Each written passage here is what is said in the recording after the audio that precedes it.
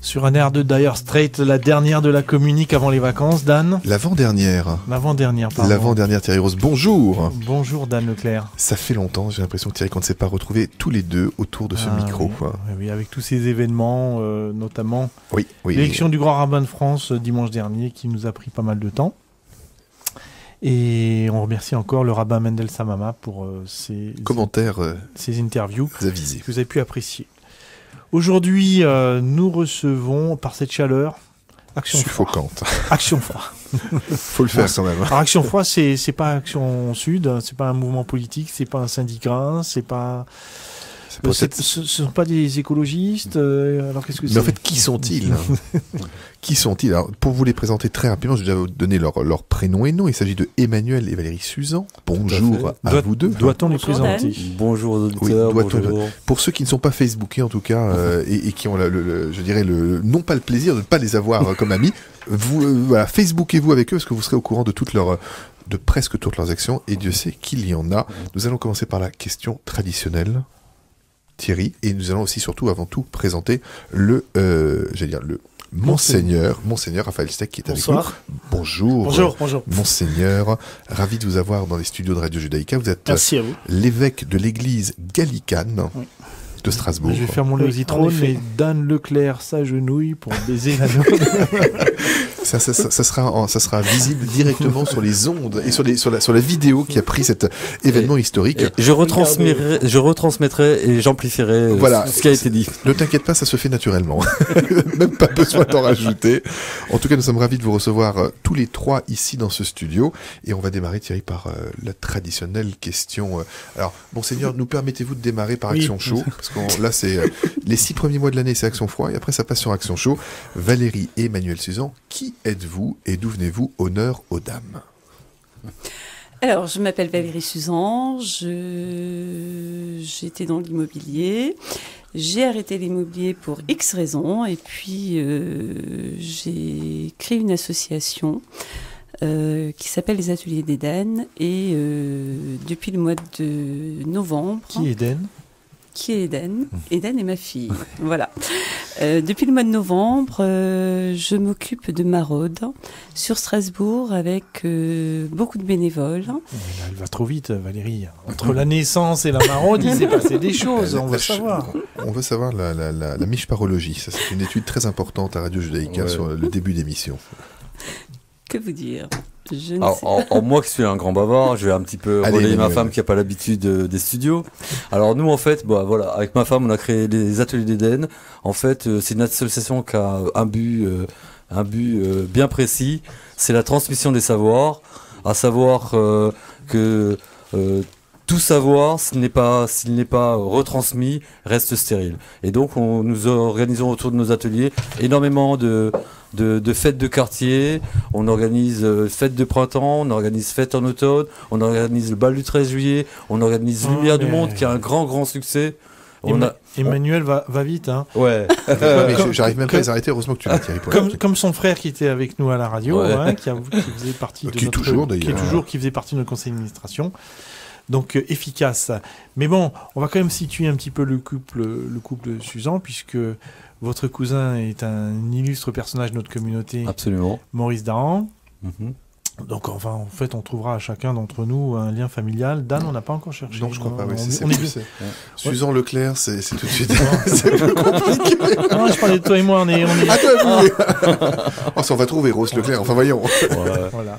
Donc, pour situer déjà un petit peu la tribu, on va dire. Oui, tout à fait. Ouais. Et puis, Emmanuel a vécu en Israël ?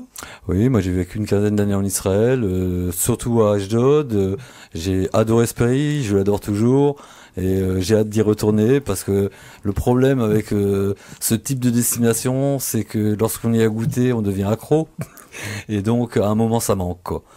J'espère très prochainement pouvoir retourner pour m'y ressourcer.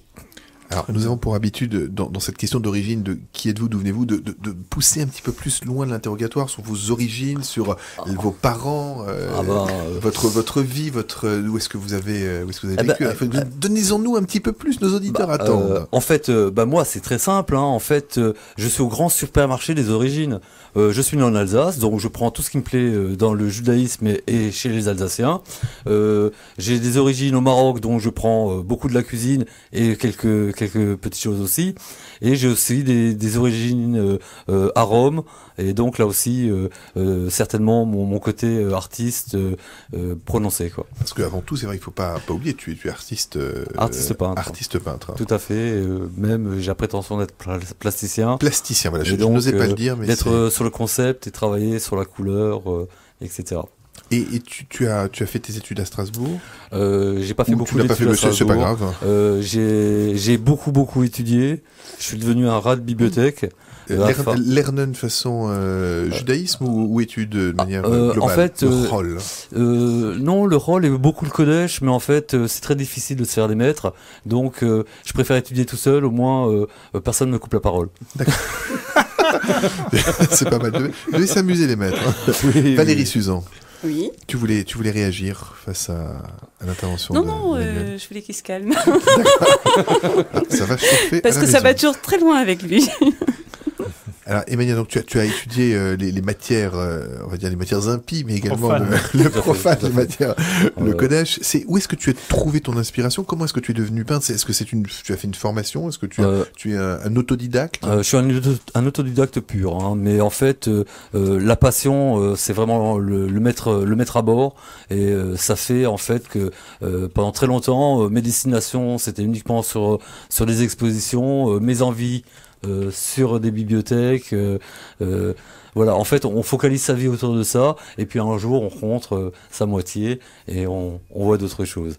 C'est vrai que c'est assez rare, Thierry, que nous ayons dans ce studio, un couple qui soit là.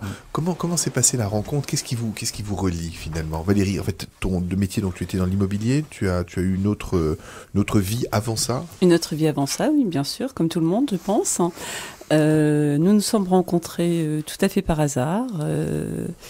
Et puis, il s'avère qu'Emmanuel avait un gros pépin de santé, qu'il a dû bénéficier d'une double greffe, et que j'ai suivi Emmanuel jusqu'à Paris pour ça. Et j'ai passé 6 mois à Paris. Et voilà, donc après j'ai abandonné l'immobilier parce que j'avais d'autres soucis à gérer à la maison. Voilà.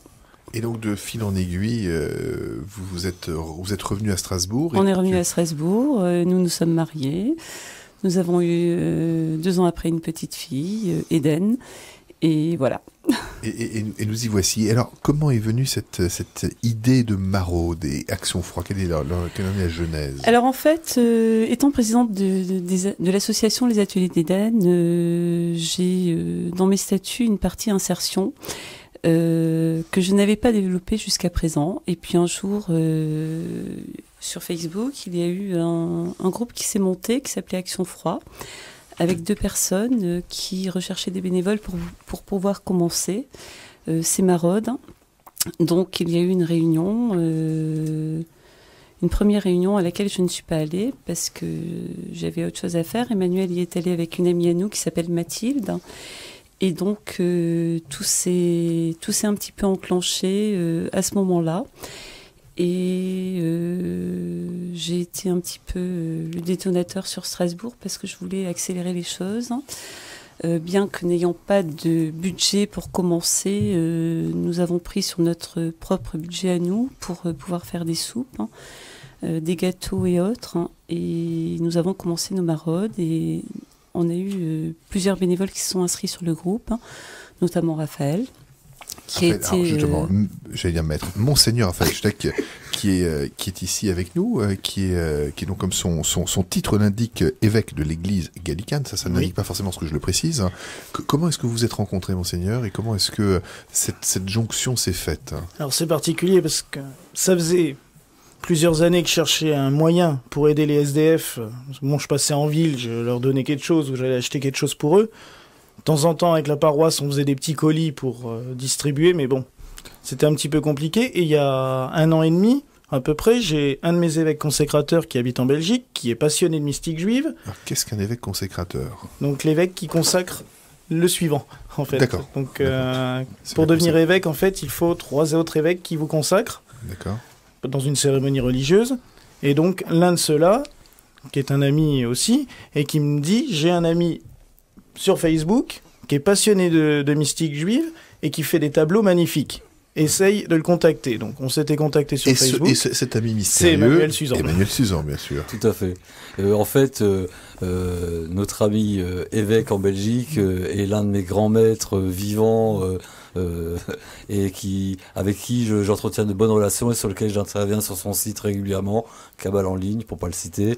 Et j'allais dire, Alors Emmanuel, tu fais la Cabale avec un évêque. Avec un évêque, oui. Il paraît même qu'il y a Madonna qui est dans Oui, les... non, mais bon, ça, non, on est dans des choses sérieuses, hein, Oui, des choses sérieuses. Hein.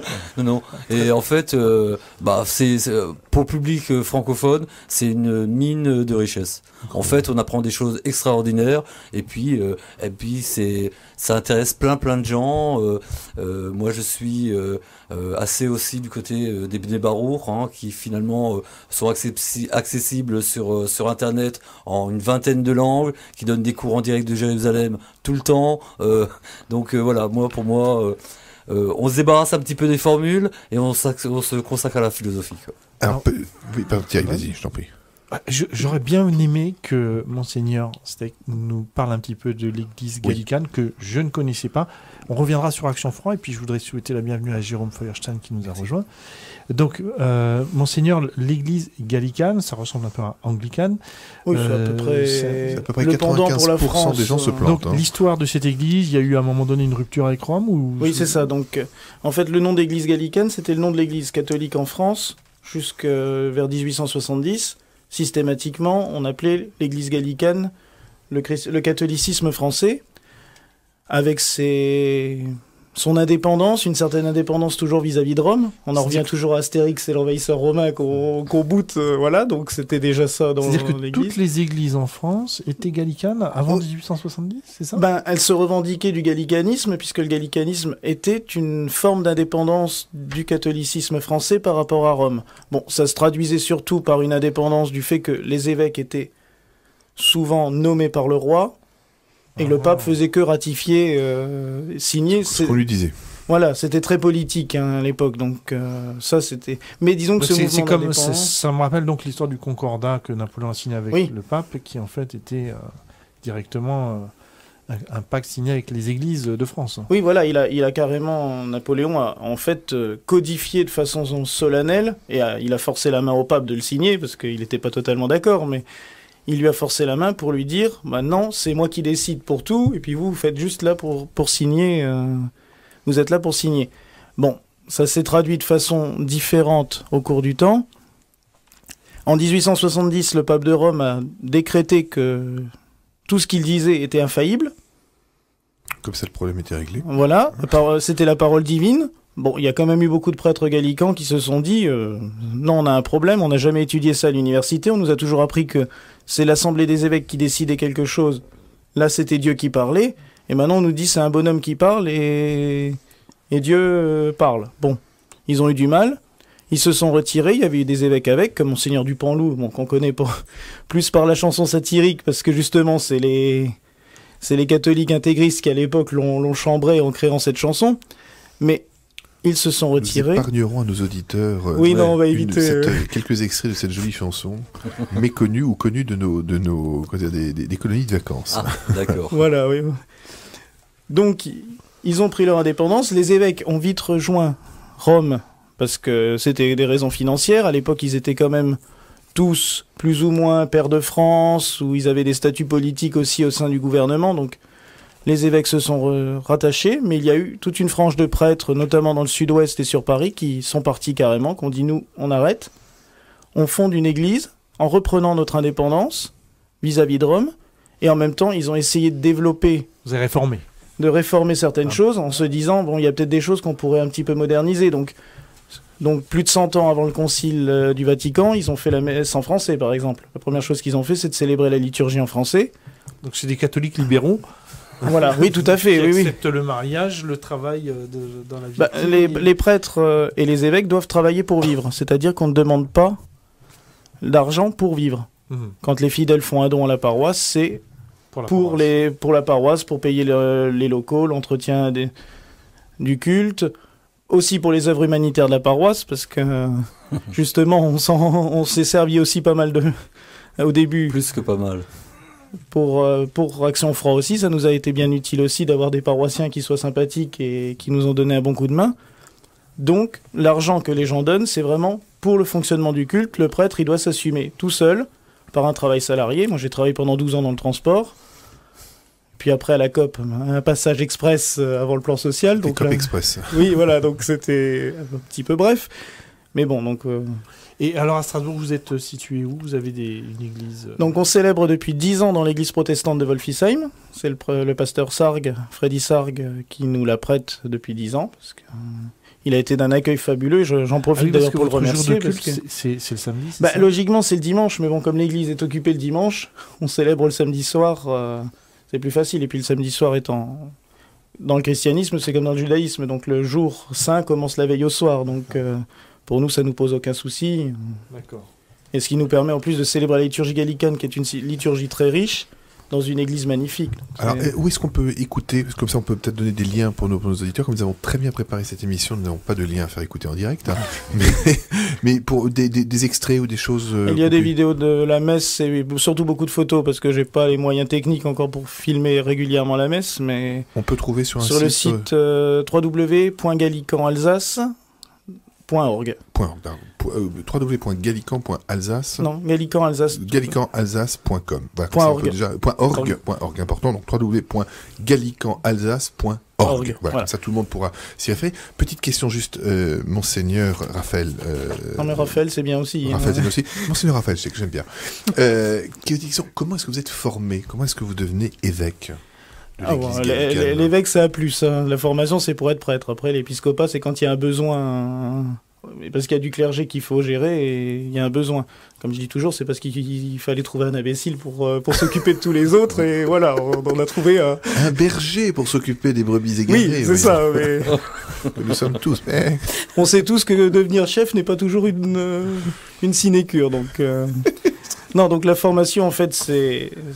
À l'époque, mon évêque était à Bordeaux, donc je faisais le trajet. Toutes mes vacances de boulot étaient passées à Bordeaux, donc 5 semaines par an, je faisais le trajet jusqu'à Bordeaux. Un week-end par mois, j'allais jusqu'à Paris dans une de nos paroisses, et la formation est sur le tas, en fait. Avec un prêtre ou avec l'évêque, directement, c'est de la formation vraiment sur le tas. Bon, moi, j'ai eu la chance à Strasbourg d'avoir la faculté de théologie catholique et la faculté de théologie protestante, donc en auditeur libre, j'ai pu bénéficier de cours fabuleux.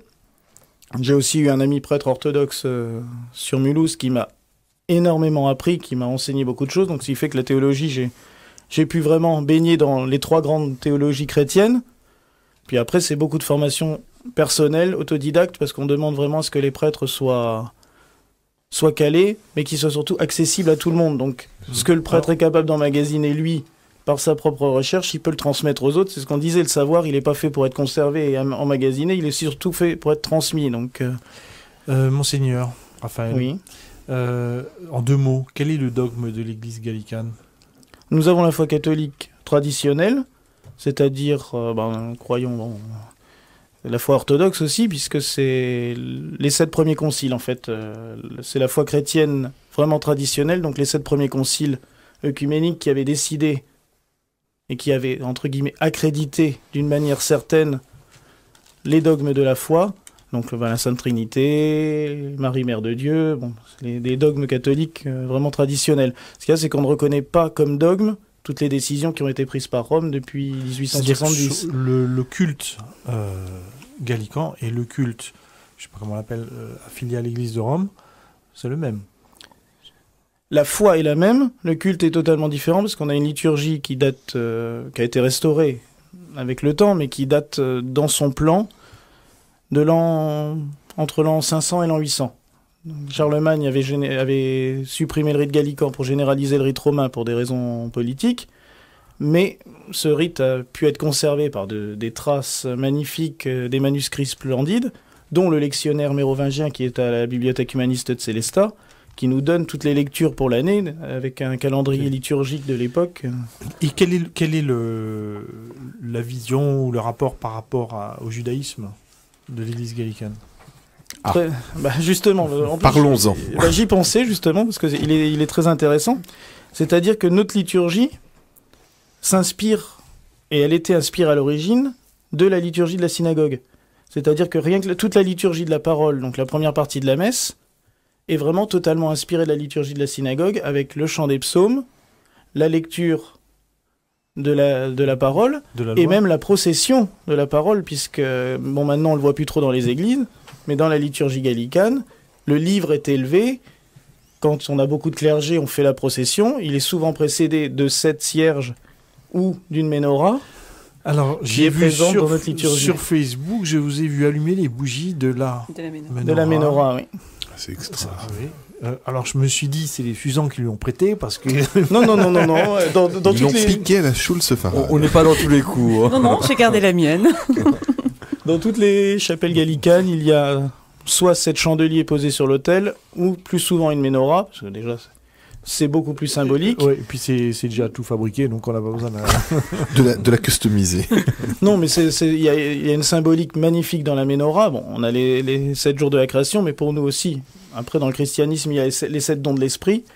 Et on élève l'évangile devant la ménorah, juste avant sa lecture, pour demander au Seigneur d'éclairer la parole, pour que la parole ne soit pas juste quelque chose de purement mécanique, mais pour que l'Esprit Saint, l'Esprit de Dieu, nous en éclaire le sens, qu'on comprenne l'essence cachée de la lecture. Donc, c'est vraiment un instrument de prière pour nous, et il est vraiment présent dans la liturgie. Donc la vie de Jésus en tant que juif c'est logique. Et vous êtes complètement dans cette continuité. Oui, totalement. Il l'est. Moi, je le dis souvent parce que je me souviens déjà d'avoir c'est une petite boutade, mais d'avoir un petit peu houspillé une grand-mère qui, à chaque fois qu'elle voyait quelqu'un à la télé en disant c'est un juif, je disais oui, comme Jésus-Christ. Bon, la deuxième fois, elle a commencé à grasser des dents. La troisième fois, elle a dit c'est bon, j'ai compris. J'ai compris. Oui, il y a un moment donné, il faut quand même qu'on soit conscient. C'est vrai que c'est Raphaël Steck. C'est Steck ou Steck? Steck plutôt. Steck, d'accord. Donc on se marre entre nous, mais je pense que nos auditeurs ont aussi le droit. C'est normal. Ils ont le droit, oui. Ça a saigné pendant des années. Donc, surtout que le premier il l'a fait, il a osé le faire. Il a osé le faire. Il a osé le faire. Donc je trouve extraordinaire déjà votre présence ici. Venant d'un boucher, c'est un compliment. Voilà. C'est vraiment un compliment. Votre présence ici, dans ce studio de Radio Judaïka, pour nous instruire de cette église gallicane que c'est vrai que dont je n'avais pas connaissance et encore moins l'instruction.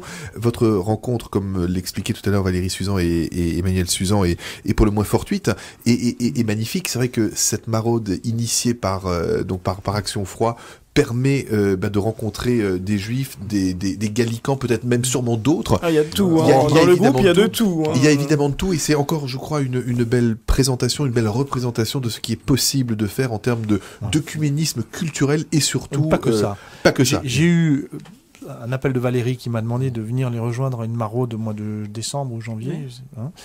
Et j'ai vécu une expérience extraordinaire. Donc, pas en tant que novice, et je crois que Jérôme a été également touché par la grâce, monseigneur, de la maraude. Une lumière céleste s'abat sur le studio. La première chose que j'ai fait, c'est que je suis allé voir sur mon iPhone ce que ça voulait dire maraude. Parce que peu de gens savent ce que ça veut dire marauder. Donc marauder, c'est une tournée. C'est une tournée pour effectivement nourrir les indigents, c'est ça. Tout à fait. Donc on a quand même, lorsqu'on passe dans la rue, quartier de la Gare, etc., qu'on voit les homeless, comme on dit en anglais, les sans-abri, vous demandez de l'argent, etc., vous avez un regard un petit peu différent de lorsque vous allez faire cette maraude, et on se rend compte que faut faire fi des apparences et de la condition sociale, et que ce sont des gens qui ont un discours comme vous et moi, et qui ont un cerveau, un cœur, qui sont tout à fait capables de tenir une conversation. Et on démystifie, on dédiabolise, c'est un mot que j'aime pas trop employer, mais on dédiabolise un petit peu la vision qu'on a du sans-abri, et comme le disait Emmanuel, ce sont des accidentés de la vie avant tout. Mais vous ne maraudez pas auprès de n'importe qui. Donc ça, vous allez peut-être nous expliquer comment se passe une maraude un mardi soir, ou peut-être que Jérôme, qui a rejoint l'équipe récemment, qui s'est passionné pour Action Froid, Donc Jérôme que moi j'ai connu au cours d'une campagne électorale récemment. Tout à fait. Et je n'étais pas surpris de le retrouver à Action Froid. C'est quelqu'un d'engagé. Donc comment ça se passe une maraude? Parce qu'il n'y a pas que distribuer la nourriture, il y a les préparatifs. Et non, la maraude commence en général vers 14h, si la présidente... Je regarde l'œil attendri de la présidente pour être sûr que je ne dise pas trop de bêtises. Donc la maraude commence en fait à 14h avec la préparation des repas, en hiver de la soupe. En été, on est plutôt sur de la salade de riz, salade de pâtes.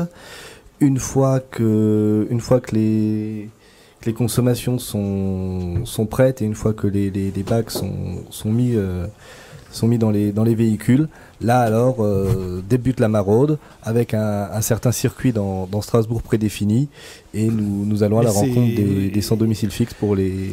Mais je me rappelle le premier mardi où je suis venu vous voir, j'étais là avant vous et tout à coup j'ai vu arriver 2 bagnoles bourrées, 3 bagnoles bourrées jusqu'à rabord et en 10 secondes, tout était sorti. Ouais. Les tables pliantes, la soupe était chaude, les gâteaux, tout est organisé. Le gel alcoolique pour se désinfecter, extraordinaire l'organisation. Et on ne sait pas d'où viennent ces gens, mais tout à coup, tout le monde arrive. Ils arrivent. J'étais tout seul là devant la gare, et puis tout à coup, on ne sait pas d'où ils sortent, ils vous attendent. On peut avoir 70-80 personnes qui arrivent dans la soirée. Et c'est surtout un moment social extraordinaire, parce que les gens viennent... Un très bel échange. Pour se rencontrer et tout. Et alors Valérie va peut-être nous parler aussi parce qu'il n'y a pas que les nourrir, là c'est plutôt pour les approcher. Parce que vous prolongez cette action par un suivi, c'est-à-dire chercher du boulot, l'emmener chez le médecin, chez le coiffeur, vous m'avez présenté. Oui. Alors en fait, je ne voulais pas faire que servir de la soupe ou de la salade, je voulais quand même être utile à côté. Et nous aidons les personnes en dehors de notre maraude, ces personnes avec qui nous avons créé un lien. Nous avons un attachement profond avec elles, vraiment. Vous les connaissez tous par leur prénom. On les connaît tous par leur prénom. Vous tutoyez tous, vous connaissez leur vie. Ouais. Donc et des personnes qui sont rattachées à des travailleurs sociaux sur Strasbourg et qui n'ont pas eu l'échange jusqu'à présent qu'ils ont avec nous, avec les travailleurs sociaux, et nous retransmettons évidemment aux travailleurs sociaux qui les suivent pour que notre travail soit bien compris par les travailleurs sociaux, ce qui est très important, parce que quand on arrive en tant que bénévole avec nos soupes et nos salades, ça pose toujours beaucoup de problèmes par rapport aux organisations qui sont en place. Voilà. Donc c'est pour ça que je tiens absolument à ce que nous gardions... parce que c'est pas que le mardi soir, donc il y a les préparatifs, et puis ensuite le lendemain, vous les accompagnez. On les accompagne. On les accompagne, on a des demandes qu'ils n'osent pas faire ailleurs. Donc moi j'ai fait venir un coiffeur chez moi à la maison, une coiffeuse qui est ma coiffeuse. Je lui ai dit écoute, il faut absolument que tu viennes couper les cheveux à notre ami. Ce monsieur, je l'ai vu, il avait une barbe jusqu'au nombril. C'est le Père Noël. C'est le Père Noël. Le Père Noël, les enfants le Père Noël au mois d'avril. Et extraordinaire, un personnage. Oui. Et donc il avait besoin pour un entretien d'être présentable, on va dire. Il avait besoin parce qu'en fait c'est une personne retraitée de l'administration. Qui a été mise dehors par la propriétaire qui a vendu l'appartement. Il n'a pas su rebondir, il n'a pas su réagir. Et il n'en avait jamais parlé à personne. Donc il ne dormait absolument pas la nuit. Il passait la nuit à la gare jusqu'à 1h30 du matin, que la gare ferme. Et après il allait se balader dans Strasbourg parce qu'il ne voulait pas rentrer dans les foyers du 115, en fait. Et puis un beau jour, il s'est mis à me parler. Et petit à petit, on a créé un lien et voilà. Donc j'ai su qu'il avait une retraite où il pouvait bénéficier, puisque je sors de l'immobilier, où il pouvait bénéficier d'un logement. Et j'ai fait en sorte que petit à petit, on arrive à lui trouver quelque chose. Voilà. Alors quel est le point commun? Parce que bon, les gens qui viennent à Action Froid, c'est pas n'importe. Je crois que vous m'avez dit, il n'y a pas d'alcoolisés, il n'y a pas de drogués, il n'y a pas de... Bon, on peut pas tout savoir, mais bon, je ne vais pas dire que vous faites une sélection, mais les gens viennent vous voir et il y a des conditions pour... Non, on n'a pas de conditions à ce niveau-là. Non. Ça se fait naturellement. Mais quelqu'un qui vient demander à manger, il reçoit à manger. Voilà. Et effectivement, on a beaucoup de gens qui sont alcoolisés, certains sont drogués, c'est inévitable dans la rue, mais nous on ne porte pas de jugement. Certains viennent vers nous pour savoir. On a beaucoup distribué de vêtements. On a fait appel. Merci d'ailleurs Thierry. Hein, on a fait appel à beaucoup de gens. On a beaucoup été aidés par différentes personnes pendant tout l'hiver. On a pu leur apporter des vestes chaudes, des sacs de couchage, des chaussettes, des chaussures.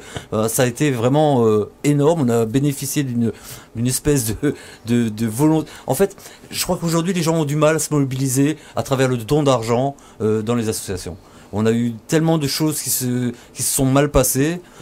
Aujourd'hui, nous, ce qu'on demande aux gens, c'est de nous donner des vêtements, c'est de nous donner à manger. Et là, effectivement, ça marche très bien. On a fait une collecte alimentaire il y a 15 jours au U-Express, sur 2 U-Express, rue de l'Isère et à la Robertso.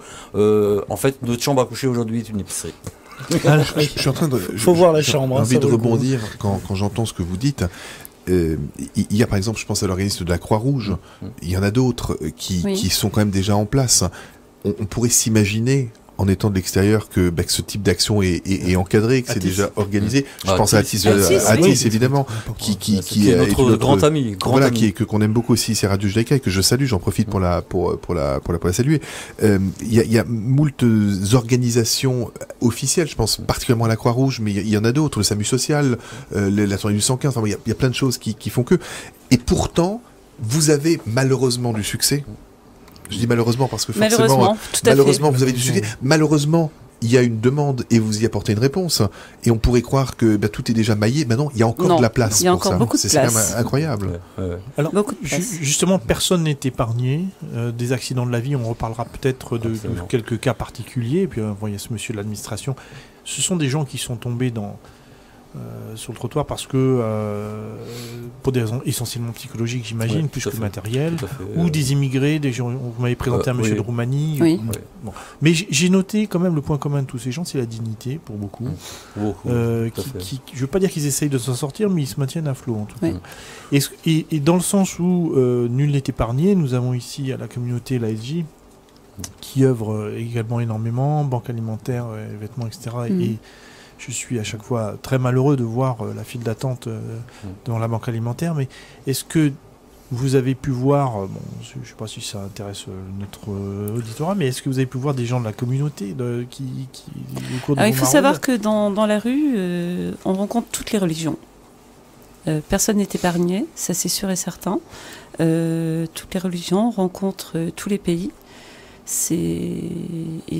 Grâce à nos jeunes étudiantes qui parlent un petit peu toutes les langues, nous arrivons à communiquer avec tout le monde. Voilà.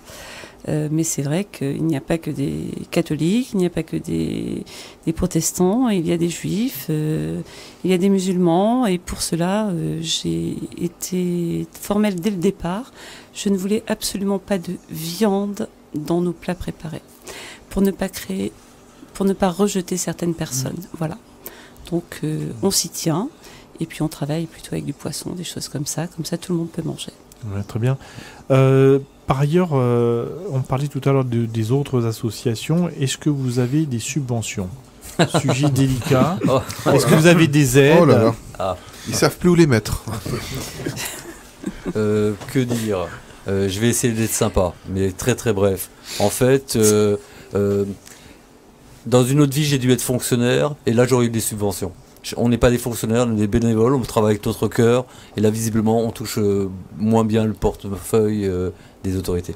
On n'a pas de subvention. Moi j'avais fait une demande de local à la mairie de Strasbourg parce que pendant tout l'hiver j'ai eu une chambre qui ne s'appelait plus une chambre mais un dépotoir parce que j'avais tous les vêtements que nous avions récoltés. Et là je tiens à remercier quand même quelqu'un qui nous a été d'un grand secours, qui est Daniel Franck, qui travaille au Conseil de l'Europe et qui a lancé une chaîne au Conseil de l'Europe pour que nous obtenions des vêtements. Voilà, je tiens vraiment à le remercier. C'est quelqu'un que j'apprécie beaucoup et qui est toujours là pour nous. Voilà. Donc j'ai fait une demande de local. Amis auditeurs. Nous n'avons toujours pas de local. Voilà. Donc les vêtements. Quelle surface il vous faut, soyons précis? Un garage. Un garage. Simplement un garage. On n'a pas d'argent, on ne peut pas payer, on peut juste assurer le local, mais on n'a pas d'argent. Si vous voulez faire preuve d'une bonne action envers les personnes qui sont dans le besoin... Qui avait un garage et pas de voiture. Voilà, par exemple, ou pas de permis, donc pas de voiture, vous ne pouvez pas l'utiliser, vous la sortez, vous la faites sortir. On va redonner peut-être les informations concernant Action Froid avec les coordonnées, le contact pour qu'on puisse vous retrouver. Emmanuel, on peut être trouvé sur Facebook. Action Froid, Antenne Strasbourg, où on peut donner un numéro de téléphone, c'est le 06 09 21 95 49. Je voudrais juste quand même préciser une chose. Énormément de femmes de notre communauté nous ont aidés tout l'hiver et continuent à nous aider en nous préparant toutes les semaines des gâteaux frais. Ces femmes sont absolument formidables. On a créé un réseau de. Je crois que Jérôme fait des gâteaux aussi. Je me retiens pour pas les manger, mais juste on va redonner le numéro parce que souvent on nous rappelle après en disant on n'a pas eu le temps de noter, donc 06 09 21 95 49. 95 49, comme ça vous pourrez trouver directement Action Froid sur Facebook ou directement par téléphone. Ou vous venez nous voir à la gare le mardi soir. Venez nous voir, je crois que c'est une belle expérience pour tout le monde. C'est le mieux, oui. Bien sûr. C'est à vivre. Oui. C'est à vivre et ça vous. Mais comme tu disais tout à l'heure, Thierry, on n'a plus le même regard. Ça change le regard complètement et on peut effectivement après affronter un petit peu mieux cette misère qui malheureusement on en voit beaucoup sur nos pays, dans notre pays. Excuse-moi encore une fois, Emmanuel. Juste dire une chose. Je suis contre l'assistanat. C'est quelque chose que je ne supporte pas. Je trouve que ça n'aide pas les gens. Par contre, là, on parle d'urgence. En ce moment, on a beaucoup besoin d'eau. Les gens ont besoin de s'hydrater. Voilà, on est vraiment dans l'urgence. Ouais, il faut quand même savoir qu'il y a plus de décès chez les personnes sans domicile fixe en été qu'en hiver. D'accord. Donc, si vous voulez aider Action Froid, et on va reparler d'Action Froid, rendez-vous mardi soir, 20h, 21h. 20h. Devant la gare, côté taxi. Côté taxi. On peut peut-être donner l'adresse pour le dépôt d'eau. Oui, donc on propose de nous déposer des packs d'eau de 25 centilitres 50 centilitres, excusez-moi, au 27 rue du Fossé des Tanneurs, voilà, aux éditions Jérôme Dobensinger éditeur. Donc c'est une boutique, une librairie, rue du Fossé des Tanneurs, où nous accueillons et nous en face du parking. En face du parking des Tanneurs, tout à fait Thierry.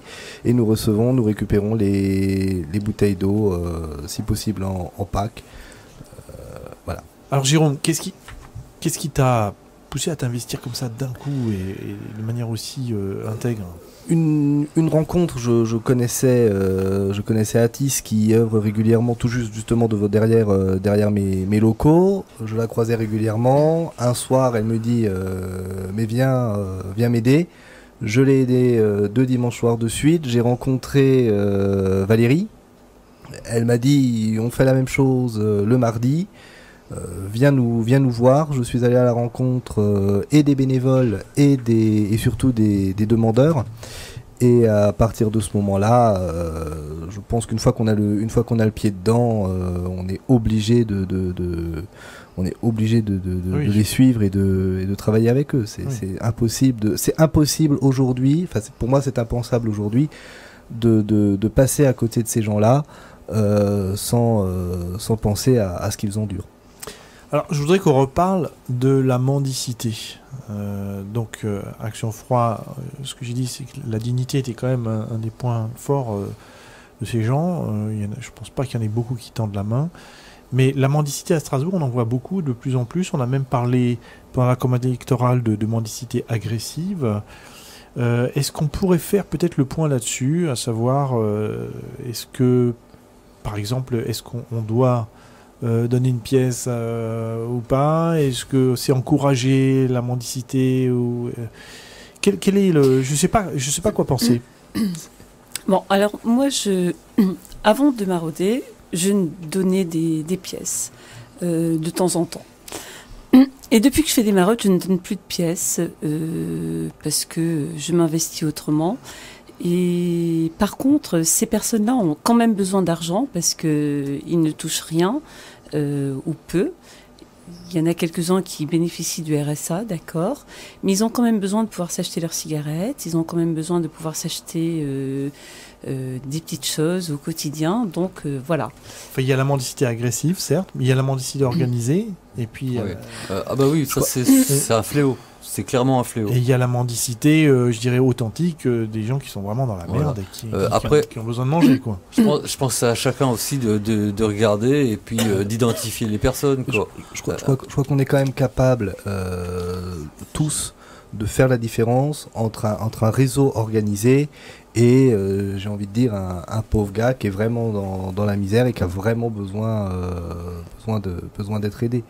Je crois que ça, c'est quand même quelque chose où aujourd'hui tout citoyen est capable d'arriver à faire un petit peu cette différence-là. Et je pense que c'est ça qui est important, c'est qu'effectivement, il y en a qui profitent, il y en a, c'est évident, qui font partie d'un vrai groupe organisé, une véritable mafia, hein, n'ayons pas peur des mots. Mais à côté de ça, en tout cas le mardi, on rencontre un tas de gens, presque envie de dire, de pauvres types qui sont là.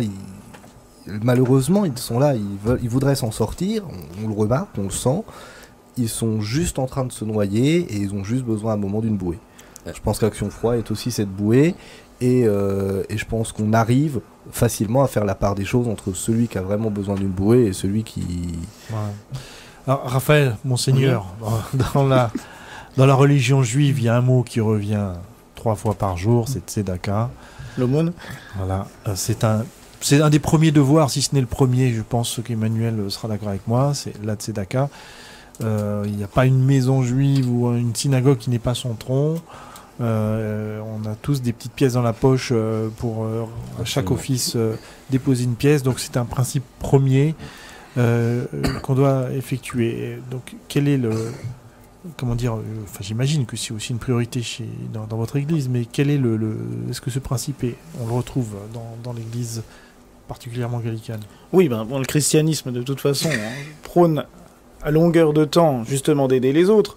Bon, c'est vrai qu'après, il y aura des débats sur la façon de le faire, mais nous, au sein de la communauté gallicane, et notamment en Alsace, on essaye toujours d'avoir des œuvres. Et c'est vrai que dans l'église gallicane, dans toute la France, depuis sa création, il y a toujours eu ce qu'on appelait le secours gallican, donc qui étaient des œuvres humanitaires diverses et variées. Moi, j'ai connu à Bordeaux, en y allant pour ma formation, une religieuse qui fait partie maintenant de mon clergé, qui se dévouait et qui, pareil, elle stockait les vêtements dans sa chambre, elle stockait les vêtements dans le garage, et puis elle triait et elle allait distribuer. Elle allait dans les hôpitaux apporter des colis aux enfants malades ou aux personnes âgées. Donc c'est vrai que c'est quelque chose de très vivant chez nous. Et dans la communauté, chez nous, dans la paroisse, je vous l'avais dit avant, on essaye tant bien que mal, mais avec nos petits moyens. Et puis c'est vrai que des fois, on ne sait pas comment faire. On est là, on se dit, mince, je sais pas comment ça marche, je sais pas trop comment m'y prendre.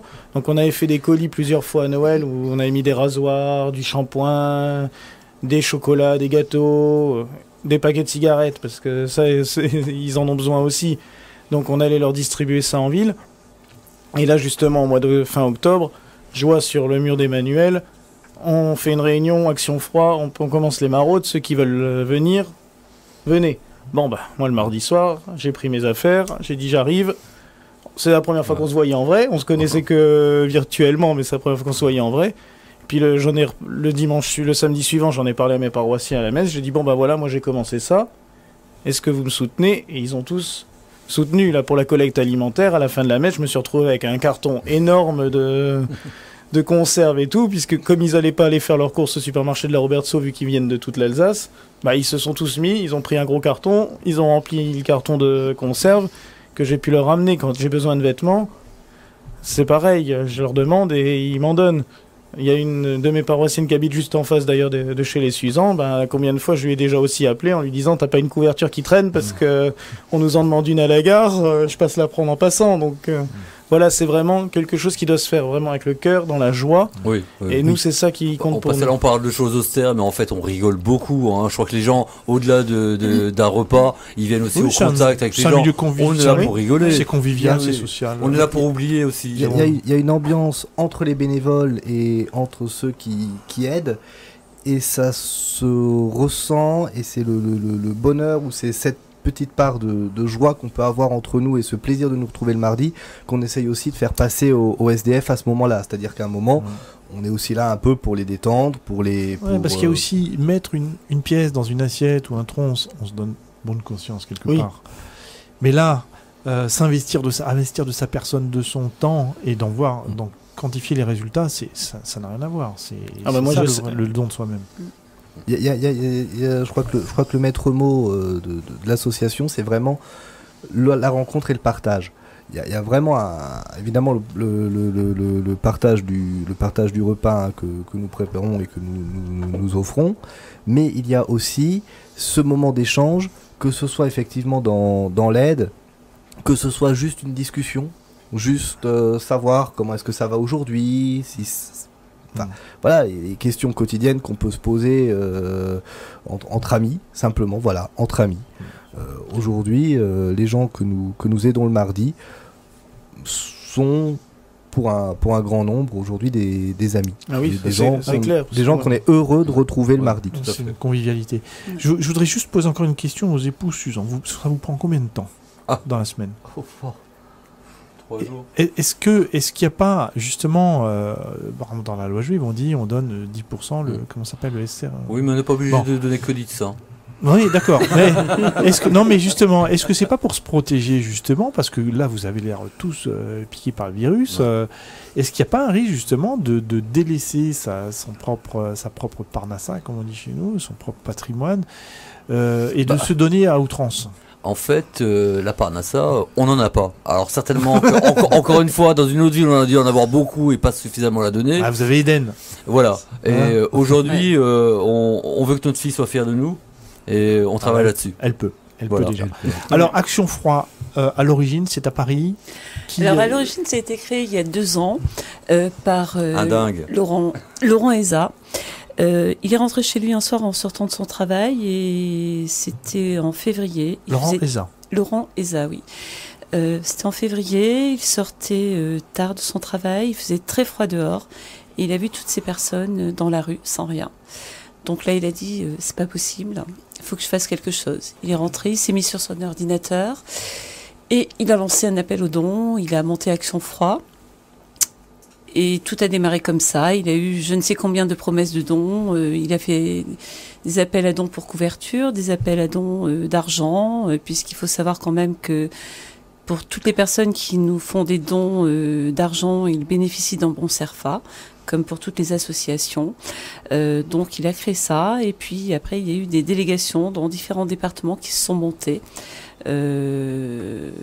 Bordeaux, Marseille, Mulhouse. Alors aujourd'hui, c'est important? Ah oui, c'est important. On est quand même avec Paris un des groupes les plus importants. Voilà, on réunit plus de 800 personnes sur notre page Facebook. Alors il n'y a pas que les maraudes, il n'y a pas que préparer la nourriture, il n'y a pas que le suivi des indigents, il y a aussi des actions que vous faites pour vous d'abord. On va aussi parler des époux Susan qui font pas que ça. Ils ont notamment Emmanuel. Moi je suis artiste peintre. D'ailleurs, si les gens sont intéressés de voir ma prochaine exposition, elle aura lieu à Brumath du 26 juin au 1er juillet à la Fibule de Brumath. Et un vernissage concert le 27 juin à 18h30, c'est fait. Voilà. Et puis ensuite, il y a le bal du 13 juillet que vous avez repris au Conseil des 15. Voilà. Alors on a d'abord samedi soir. Cookie Dingler. Samedi soir, nous avons la fête de la musique que nous organisons ce samedi, oui, tout à fait. Place Arnold. Où nos chers amis bénévoles d'Action Froid viennent nous prêter main forte pour nous aider. Voilà. Nous avons également le bal du 13 juillet, place du Conseil des 15. C'est un bal emblématique de la ville. Tout à fait. Absolument. Un énorme succès. L'année dernière, je crois que nous avions entre 500 et 600 personnes. Il y avait beaucoup de monde. Selon la police, mais selon les organisateurs. Non, organisateurs. Non. Je pense qu'on avait plus de 700 personnes parce qu'il y avait vraiment des gens qui dansaient. Tu veux dire chez la police? Oui.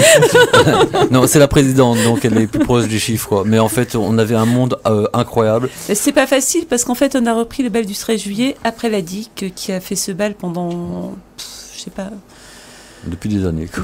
Ouais, très longtemps, et on a repris ce bal depuis 3 ans maintenant, et ça se passe très bien. Et puis il y avait la brocante. Brocante dimanche dernier. Brocante de la rue de l'Université. Voilà. 170 exposants, tarte flambée, pizza, glace, etc.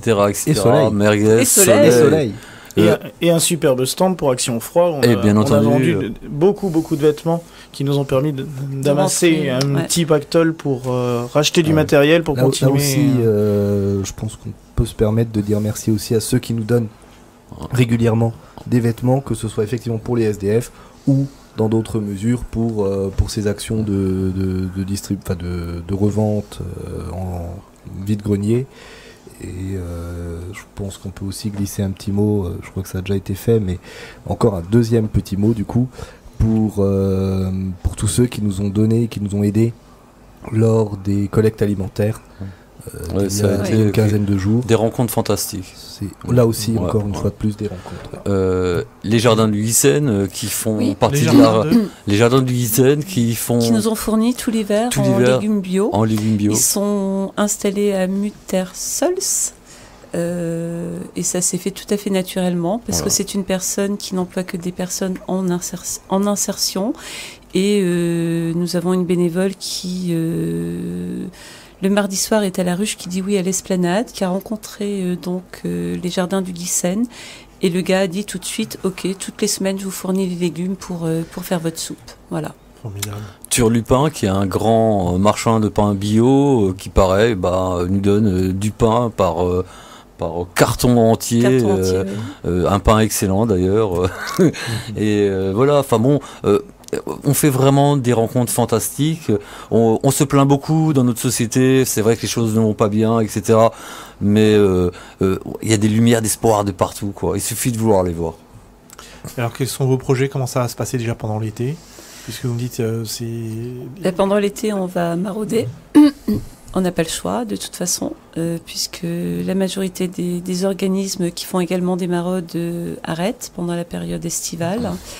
Nous avons lancé également une collecte de couvertures et de sacs de couchage pour l'hiver prochain, parce que nous n'en avons plus et que nous allons en avoir besoin. Voilà, quoi. Et est-ce qu'on peut quantifier déjà des résultats sur votre action? Est-ce que vous avez vu, par exemple, bon, ça fait pas longtemps, depuis le mois de novembre, donc, mais est-ce que vous avez déjà des gens s'en sortir? Oui. Ah oui. Ah oui. Ça fait plaisir. Des beaux exemples. On s'imagine toujours que quand on est au fond du trou, on y reste. Ouais. Non. Il suffit d'avoir une petite aide pour vous aider à remonter la pente, et on y arrive. Notamment le cas de Robert, qui a son appartement maintenant, tout va bien. Nous avons Dany, qui est le plus connu sur Strasbourg, je pense. Dany qui a sa place et qui avait sa place rue de... L'ancienne gare. L'ancienne gare. C'est le plus connu de tout Strasbourg. C'est-à-dire que sa place, ils ont dit... C'est là où il travaillait. Il a travaillé pendant 10 ans à cet endroit-là. Travailler, ça veut dire faire la manche. Donc Dany a eu un gros pépin de santé. Et il a été hospitalisé. Nous sommes allés le voir avec Raphaël et Claudia, une autre de nos bénévoles, à l'hôpital. On s'est un petit peu pris la tête avec l'assistante sociale, parce que 7 jours d'hôtel en sortant de l'hôpital après une opération grave, hein, et ça nous a pas convenu du tout, quoi, en fait. Donc on s'est un petit peu énervé. Et on a fait appel à quelqu'un sur Strasbourg, et finalement il a pu intégrer le château d'eau. Ça se passe très très bien. Donc le château d'eau, c'est cette nouvelle structure d'accueil à côté du musée Vaudou. À côté du musée Vaudou. Tout à fait. Et donc il est au château d'eau depuis... C'est comme un hôtel, hein. Oui, c'est comme un hôtel, mais il a une chambre indépendante, il a son petit micro-ondes, il a sa petite télé. Alors une fois il est sobre depuis. Hein. J'allais y venir, Monsieur Suzan. Excuse-moi, Madame Suzan. Et depuis que nous sommes intervenus, Dany ne touche plus une goutte d'alcool. Donc, dans le parcours de réhabilitation, on va dire, je sais pas comment on dit, de réinsertion, c'est d'abord trouver un logement, un point d'attache, ensuite se refaire une santé, puis trouver du boulot. Quel est le parcours?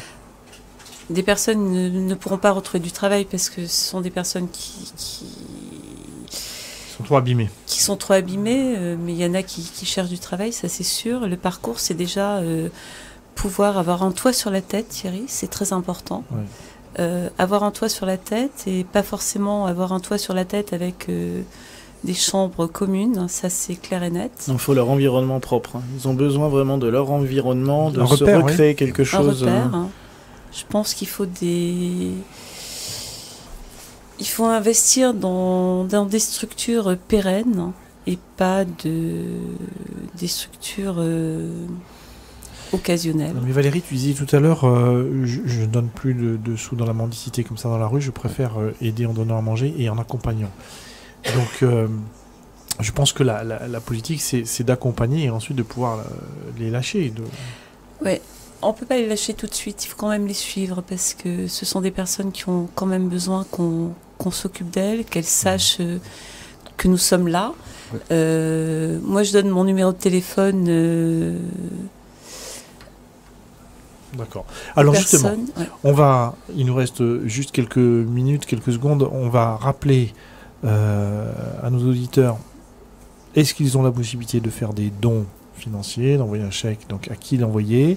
Alors, ils peuvent l'envoyer, donc le chèque doit être libellé impérativement au nom d'Action Froid, Strasbourg. Ils peuvent l'envoyer à mon domicile, donc 14 boulevard d'Anvers, Valérie Suzan, mais ne pas mettre Valérie Suzan sur le chèque, voilà. Évidemment. Ensuite, est-ce que vous recrutez encore des maraudeurs, on dit? Oui. Oui. Oui, donc ceux qui veulent vivre cette les expérience humaine. Venez nous voir le mardi. Ouais. C'est...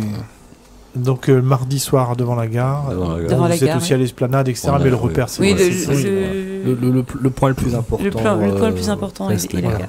Et puis si vous voulez faire la fête, donc samedi 21, place Arnold. Tout à fait. Et avec Motse Shabbat, un grand groupe de klezmer. Motse Shabbat, klezmer. Et le 13 juillet, place du Conseil des 15. Place du Conseil des 15. Eh bien, je vais tous vous remercier. C'était quand même une brochette assez éclectique. Hein, un politique, des artistes, un évêque. Je pense que Dan Leclerc qui s'est retiré, qui a dû partir, était lui-même étonné. Et puis, on va conclure là-dessus. On va demander à Manu de revenir à son pupitre pour nous envoyer le générique de fin. Donc, rappelez peut-être encore juste le nom du site Facebook. Ah, donc c'est Action Froid Antenne Strasbourg et c'est disponible au 06 09 21 95 49. Venez nous aider, venez tenter une expérience hors du commun. Merci Shavuot Tov et merci à Manu. Merci à tous.